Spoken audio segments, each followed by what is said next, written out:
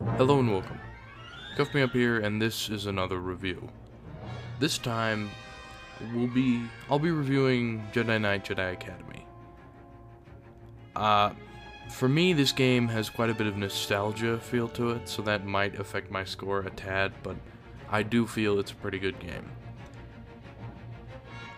Anyway, let's begin with the good.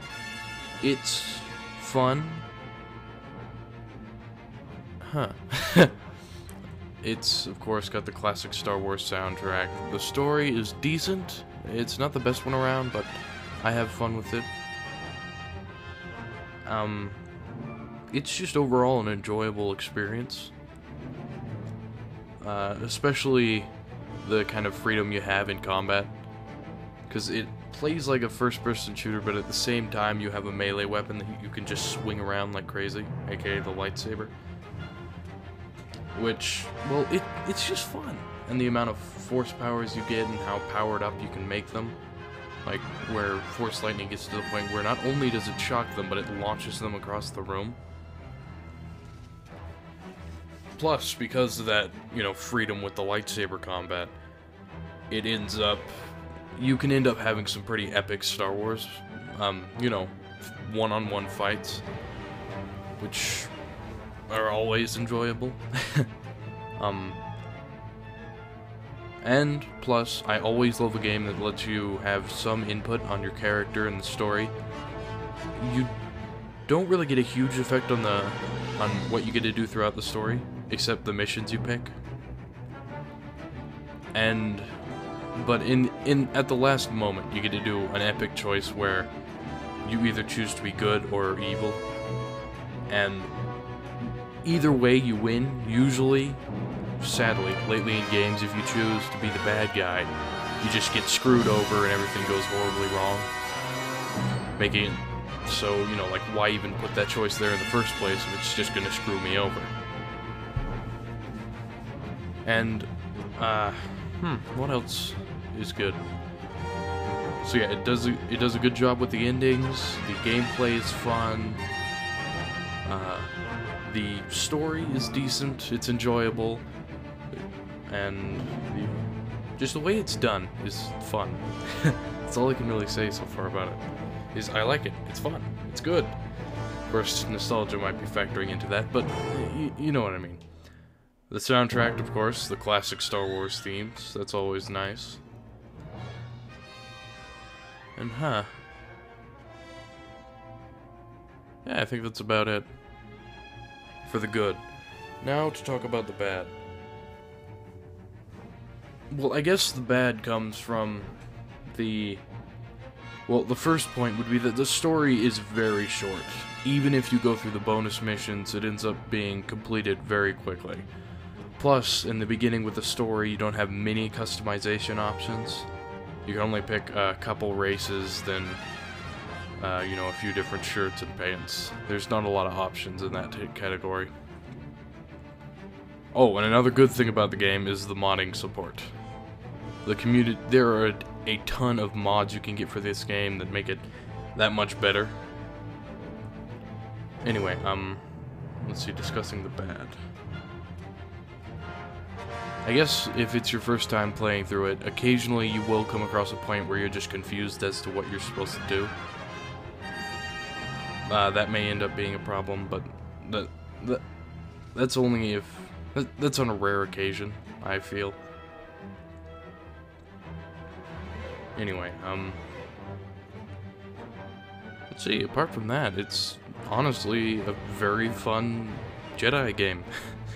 Where you get to go through being a Jedi warrior, helping people on missions and stuff like that, and eventually deciding whether you want to continue being a Jedi or become a Sith. Which, is a lot better. Well, it's just a ton of fun. Anyway, the bad is the story is rather short. The graphics obviously look outdated. They still look okay, but compared to most of today's standards, they fall a little short.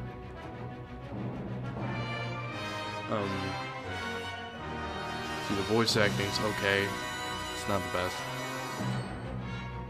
best. Rosh.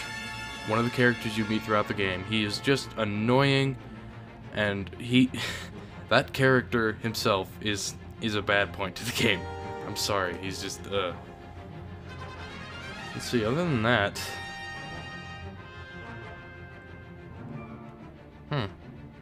I think that's about it.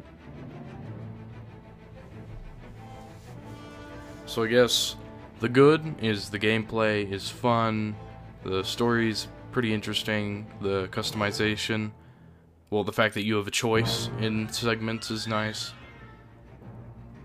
Of course, the classic Star Wars soundtrack is nice.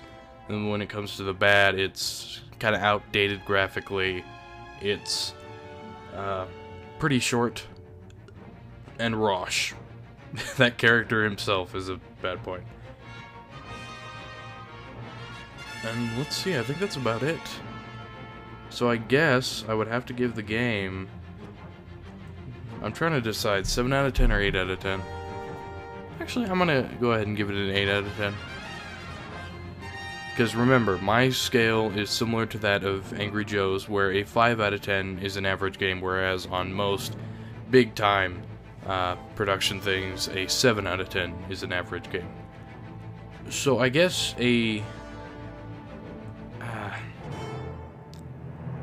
how short the game is and all that, can... Well, I guess the huge modding community and the multiplayer makes up for the short story and the outdated look in the graphics. Then again, the graphics are never really a big factor to a game. So yeah, I have a good feeling of giving this game an 8 out of 10. I definitely recommend it. I don't know if you can still, easily get your hands on it. I guess it is still on Steam. So yeah, if you're interested in it, I recommend it. It's a lot of fun. If you like Star Wars, you should enjoy it. If you're not a big fan of Star Wars, it's still a pretty fun game. So yeah, I guess 8 out of 10. I recommend it, and I had fun with it. I hope you found this helpful. If you want to watch my playthrough of the game, I will link it in the description. I will link the playlist of my Let's Play. It was actually one of the first ones I did. In fact, it's the only one I have completed. Anyway, I plan on doing that for every Let's Play. Every game I play through, I plan on reviewing afterwards. I only recently started doing this, so it's been a while since I played through the game, so my opinions may be a little bit fuzzy, but I honestly believe and think that this game deserves an 8 out of 10. From what I remember, it fully deserves that, in my opinion. It is a lot of fun, and I recommend it. Anyway, I hope you found this helpful. Thanks for watching, and I will see you all next time.